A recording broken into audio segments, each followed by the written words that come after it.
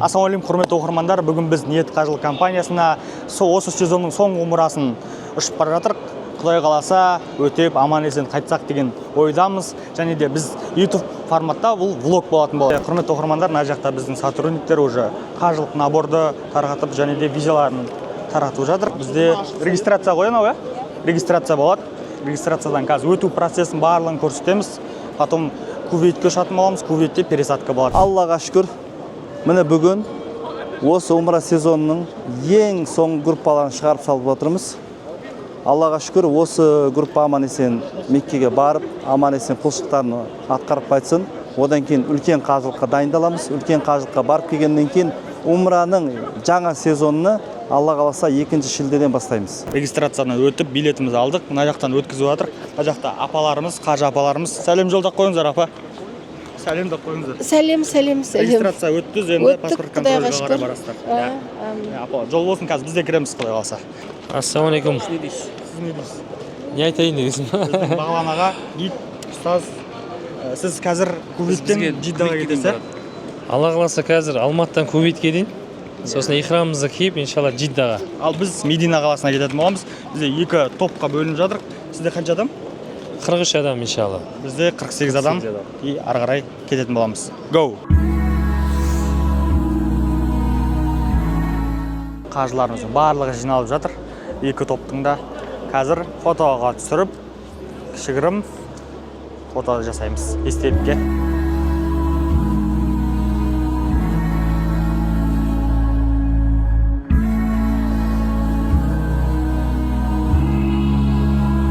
Барлығы енді жайғасып енді ұйқыға кетеді. Біз әлі 5 сағат ұшамыз, 5 сағат 30 минутта ұшамыз. Біздің де ұйқымыз келді, енді түнгі рейс болған үшін біз ұйықтайық. Біз Кувейт қаласының аэропортына жеттік. Сағатты қазір айтам. Бізде 7-ден 49 кетті. Біз Алматы уақыты көрсетіп тұр. Примерно біз сағат 10-дарда иншалла Мединада боламыз. Мына жерде қазір бізде пересадка болады.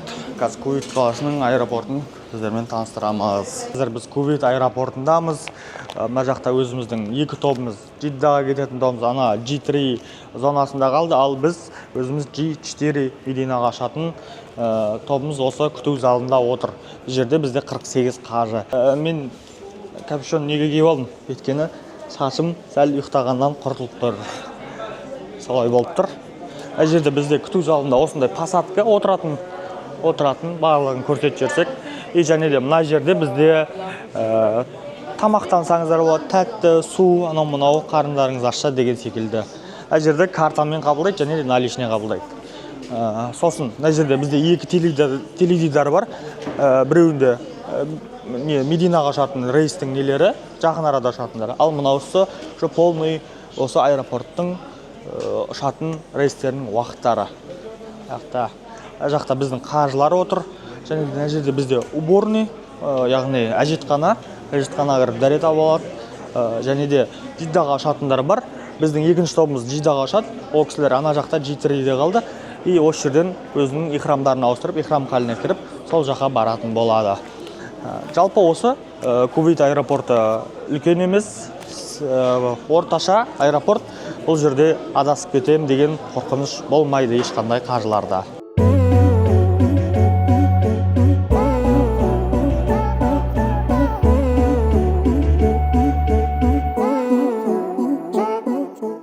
Аэропорттың ішіне келдік, кеше кондиционер, сол үшін салқындап қалмас үшін осындай алып алсаңыздар болады негізі. قلبي في المدينة وجد السكينة قال يا نبينا.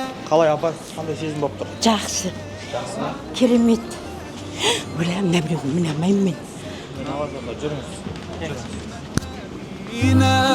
السلام عليك صلوات الله وسلامه عليك يا رسول الله صلوات الله وسلامه. Қажеке, Ау, қандай сезім болып тұр? керемет сездім. Не айтарым, білмей тұрмын шынымды айтсамшы. Ассаламу-алейкум ва рахматуллах. Бүгін Алланың қалауымен біздің осы маусымдағы ең соңғы группамыз Медина қаласына келіп жетті. Иншалла қазір барлығы автобусқа жайғасты. Мединадағы қонақ үйімізге аттанып бара жатырмыз иншалла. Біз дәл қазір өзіміздің отелімізге келдік, қонақ үйімізге. Аяқта қажыларымыз өздерінің заттарын шығарып жатыр. Жүсік Әл-Хижра деген қонақ үйге келдік. Дәл қазір бізді жайғастырып жатыр. Гид гостиницаға келіп жайғасып, уже Пайғамбарымызға сәлем беріп, біраз тірліктер бітіріп тастап, қайта влогты жалғастырып жатырық. Сіздерге гостиницаның нөмірін және де гостиницаның ішінің барлығын таныстыратын боламыз. Дәл қазір біз Нүсік Әл-Хижри деген гостиницада жатырмыз. Осы жерде 48 қажымыз. Біздің біздің отельге мешіт 100 метр арақашықта орналасқан өте жақын қонақ үйлердің бірі. Сіздерге де осы қонақ үйге жатуға кеңес беремін. Бізде Мединада екінші күн. Өзіміздің отельден сағат 7-те шықтық. Бізді автобус күтіп тұр. Қазір Медина қаласына экскурсия жасайтын боламыз. Полный экскурсияны сіздерге көрсететін боламыз. Қажыларымыз түнде раудасына кірді. Аллаға шүкір. Өзіміздің Пайғамбар исламның мешітінде намаздарын оқыды. Енді біз автобустың ішіне кіреміз. Алейкум ассалам. Аяқта біздің браттар. Біздің автобус. Біз дәл қазір ислам тарихында ең алғашқы мешіт Құба мешітіне келіп жатырмыз. Мына жақта қажыларымыз. Дәл қазір біз Құба мешітіндеміз. Мына жақта мен петличканы сәл тығып ұстадым. Проф петличкаларды көрсе, ақ қояды деген сөз естідім да. Олшын сәл петличканы тығып тұрмын.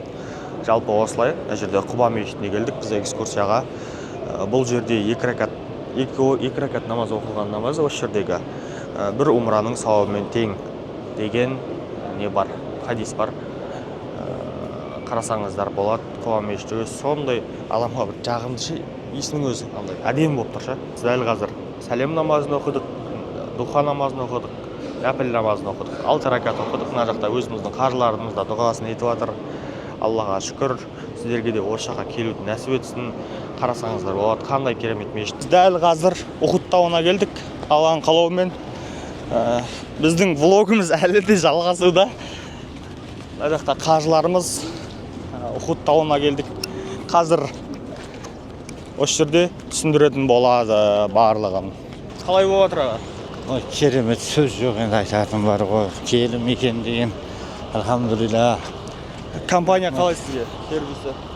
Компания Алла разы болсын қызметкерлеріне де, компанияға да, бәріне осындай бізге рум-тур жасап беріп жатқан, осындай біз көмектесіп жатқан. Алла разы болсын. Өте керемет. Аға, сіз кеше раудаға кірдіңіз ба? Иә. Қанша ракат намаз оқыдыңыз? Раудада 2 ракат, одан 8 ракат оқыдым. Қойшы, кәдімгі кіріп, 2-де кірдіңіз, Иә, 2-де. 2-ден бір сәл бір 15 минутта задержка ұстап кіргеннен кейін сол көп ішіне көп жүргізіп қойды, шығармай. Мынау Ухуд төбесі, Ухуд тауының, Ухуд соғысының тарихын білдік. Мына жақта жалпы экскурсия өте қызықты өтуде.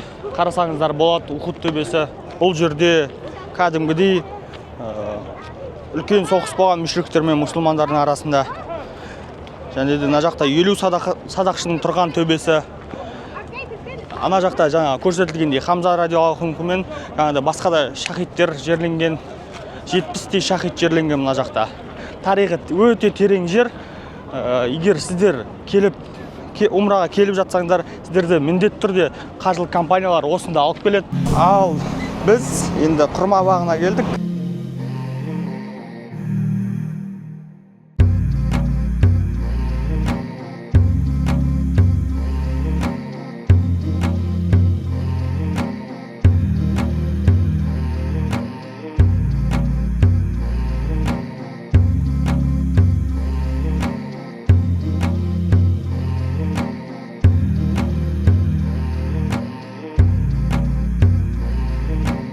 Өзіміздің базарлықты бітірдік. Мына жақта құрма, сухри, әжуа барлығын алдық.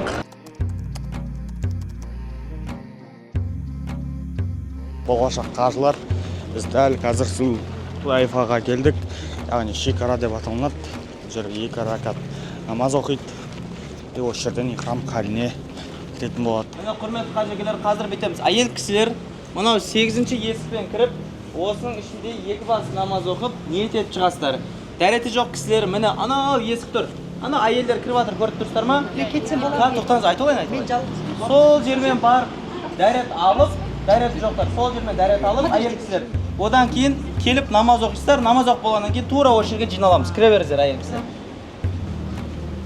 Ниет етіп шығыңыздар, ниет етіп, жақсы ма? Ерлерді қай жерде дедіңіз? Енді айтамын қазір. Енді ерлерді апарам. Болды, бара беріңіздер әйел кісілер. Апамдарға қарап жүріңіздер. Енді жүріңіздер әйел кісілер.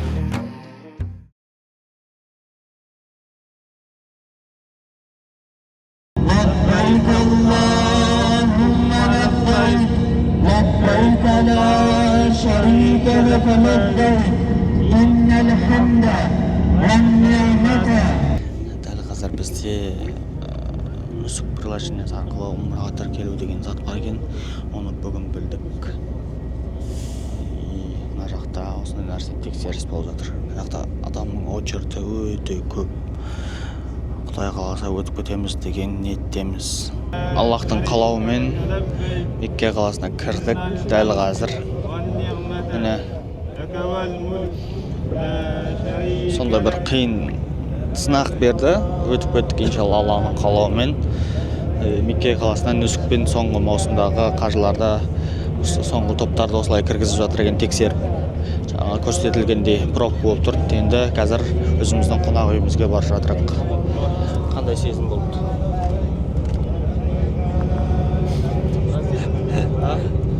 Сезім болмаған өзінде. Құрметті болашақ қажылар, біз дәл қазір Эмара Элит отеліне келіп Меккеге жайғастық. Мына жақта біздің қажыларымыз өздерінің бөлмелеріне барып жатыр. Қандай әсер болып отыр сізде? Аллаға шүкір, жақсы әсерден. Алла разы болсын.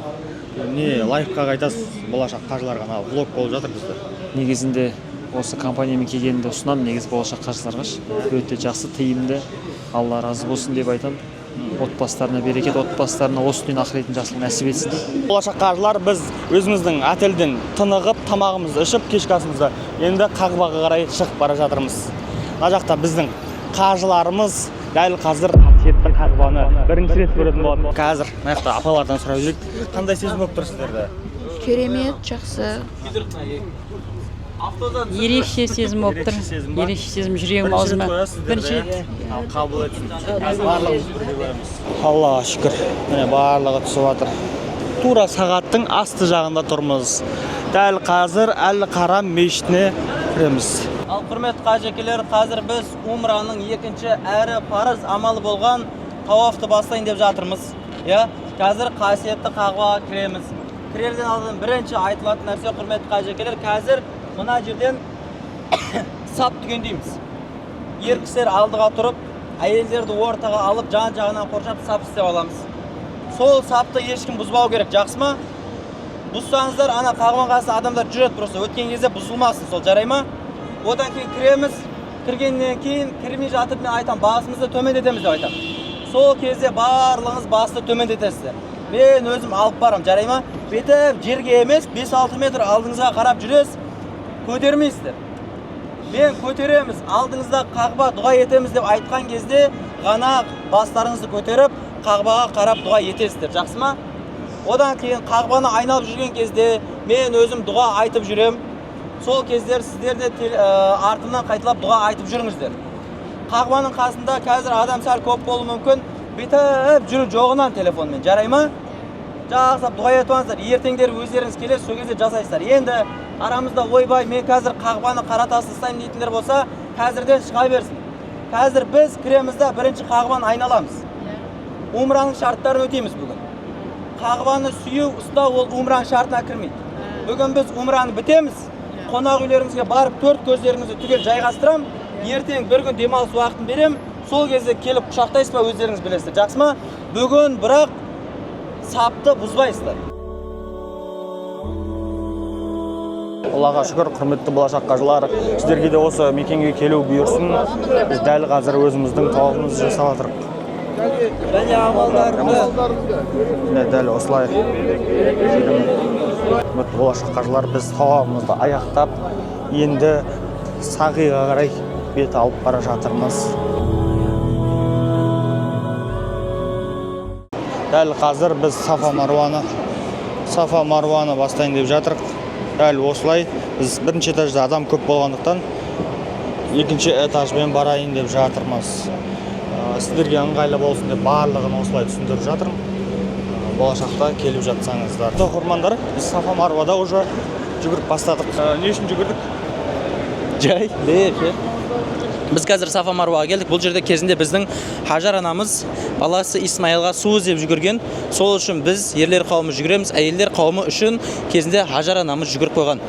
Содан қалған дәстүр, үрдіс. Біз тауафты бітіріп, енді Сафа Марвада кетіп бара жатырмыз. 7 рет жүріп өтеміз. Бұлай 500 метр, бұлай 500 метр. Онда 7 рет 3,5 километр шығады. Ал егер апаларымыз болады, қар кісілер келіп жатса, ана жақта оңда қарастырып қойған коляскамен алып жүреді екінші этажда. Ешқандай уайымдайтын түгі жоқ. Келіп осында құлшылықтарыңызды жасай бересіздер. Біз де уже 4-ші айналымға кетіп бара жатырмыз. Қазір Марваға қарай жүретін боламыз. Міне, тамаша. Бұл жерде дұға етеміз. Әр Сафа Марвада дұға етіп, әр айналымда дұға ететін боламыз. ربنا آتنا في الدنيا حسنة وفي الآخرة حسنة وقنا عذاب النار آمين بسم الله الله أكبر بسم الله أكبر أكبر Жалпы Сафа Марвада бізде көбіне ризық сұрағанымыз абзал екен. Неге? Себеп кезінде Хажар анамыз екі таудың арасында жүгірген кезде су сұраған. Ал су Алланың берген ризығына жатады. Сол үшін осы екі таудың арасында көбіне ризық, дүние сұрағанымыз абзал екен. Бұл жер хижридің бастауы. Мұсылмандар хижридің бастауы осы жер. Яғни пайғамбарымызбен саллаллаху алейхи вассалам Абу Бакр екеуі келіп, осы таудың үстінде 3 күн жасырынған меккеліктерден Мединаға хижрет ете алды. Бұл біз үшін өте тарихи оқиға орын алған жер болып есептеледі. Ал біздер қазір қажыларымызбен Мекке қаласындағы зияраттамыз. Бұл жерде біздің таныстыратын нәрсеміз үлкен қажылықтың парыздарымен, уәжіп амалдарымен таныстырамыз. Және біз дәл қазір үлкен қажылықтың ең үлкен амалы, ең үлкен парызы, ең үлкен шарты Арафа жазығына келдік.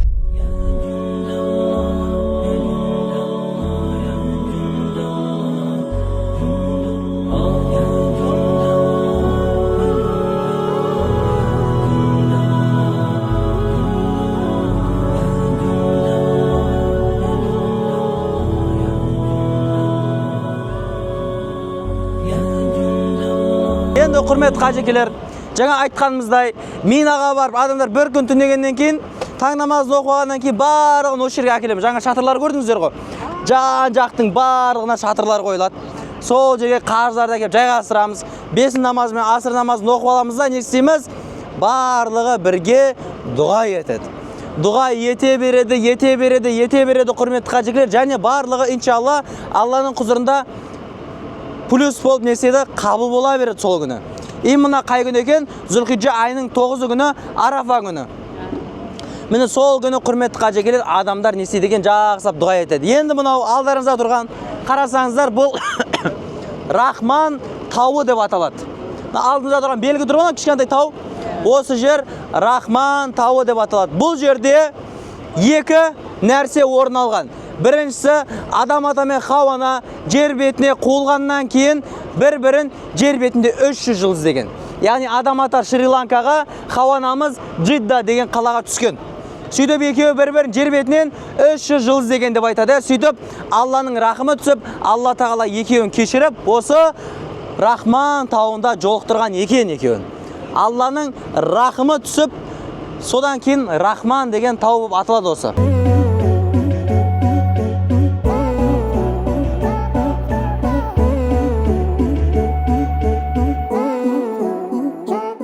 Көріп тұрсыздар ма? Бетік баған өзі ерекше болып тұр. Сол Нұр тауы. Ассалаумалейкум құрметті оқырмандар, құрметті болашақ қажылар. Дәл қазір мен өзім влогты алдым өз қолыма. Мен қазір Джабал әл-Хандамаға баратын боламын. Құрметті оқырмандар, біздің влог жалғасып жатыр. Біз дәл қазір Джабал әл-Хандама деген жердеміз. Мына жақта енді өте әдемі вид. Барлықтарыңызға келу осы жерге бұйырсын, иншалла.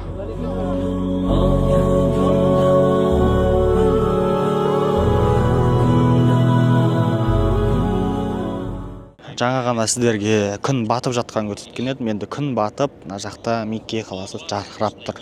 Қарасаңыздар болады.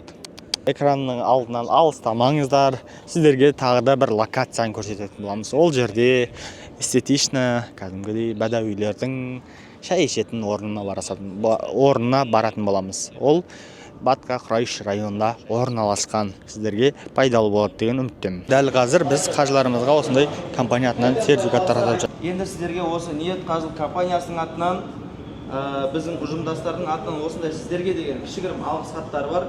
Біреуін ашып оқып берейін, одан кейін қалған сіздерге таратып беретін боламыз, жақсы ма? Құрметті қажылар, өміріңіздегі ең маңызды сапарларыңызды бізге сеніп тапсырғандарыңыз үшін рахмет, көңілдеріңізден шықтық деген ойдамыз. Ізгі тілекпен ниет қажылық компаниясы осы сіздерге деген кішігірім алғысымызды қабыл алыңыздар. Иншалла, қандай да бір қате кемшіліктер болса, сіздерден басымыз иіп кешірім сұраймыз. Мынау сіздерге Ниет компаниясы сіздерге рахмет айтамыз. Алла разы болсын. Міне, әйтеуір келіп бізде көріп, көзімізбен көріп, қуанышта болып қалдық. Естігеннен де көрген жақсы деп. Рахмет балаларым, сендерге рахмет. Алла разы болсын. Барлығымыздың тілегіміз қабыл болсын. Ниетіміз түзу болып енді осы жаққа келе беруге Алла тағалам нәсіп етсін. Дәл қазір біз Жидданың аэропортында отырмыз. Алланың қалауымен өзіміздің умрамызды аяқтадық. Қажыларымызды алып шықтық. Автобуспен осы жаққа 1 сағаттың ішінде келдік. Дәл қазір біз Кувейтке ұшатын боламыз. Кувейтте бізде пересадка Алматы қаласына кететін боламыз. Алла қаласа бізбен соңына дейін болыңыздар. Біз Алматының аэропортына дейін сіздерге полностью көрсететін боламыз. Барар, қайтардың барлығы сіздер үшін. Ассалаумағалейкум, құрметті қажылар. Дәл қазір біз Жидда қаласының әуежайында тұрмыз. Міне көріп тұрғандарыңыздай, қажыларымызбен бірге Кувейтке ұшқалы жатырмыз. Кувейтке барамыз, 2 сағат сол жерде қажыларымызбен уағыз насихат болады, яғни сол жерде аялдаймыз. Одан кейін тікелей Алматыға 4 сағатта ұшып баратын боламыз. Біздермен бірге болыңыздар. Бұл арнайы түсіріп жатқан видеоларымыз сіздердің рухани сапарға келіп, рухани сезімдермен бөлісеміз. Кувейт аэропортынан Алматы қаласына қарай отырып жатырық. Автобуспен десең де. الجلوس على المقاعد في أقرب وقت ممكن حيث يكون المقعد خاليا ولكي تسمح بمرور باقي الركاب القادمين. Шөре Алматыға кетіп баратырмыз. Кувейтте 2 сағат аялдадық. Ал құрметті оқырмандар, дәл қазір мен қорытындылап жүремін. Алланың қалауымен барлығымыз умраны өтедік. 48 қажы, 7 күн. Осы 7 күнде барлығын сіздерге түсіндірдік деген ойдамын. Бірінші келген адамдарға бұйырса сіздерге де Аллах тағала нәсіп етсін. Осы умраға келу, үлкен қажылыққа келу нәсіп етсін сіздерге. Біз ары қарай пайдалы ақпараттарды беруді жалғастырамыз. Біздің YouTube, Instagram және TikTok аккаунттарымызға жазылып қойыңыздар. Сіздерге пайдалы болды деген үміттеміз. Қош сау болыңыздар.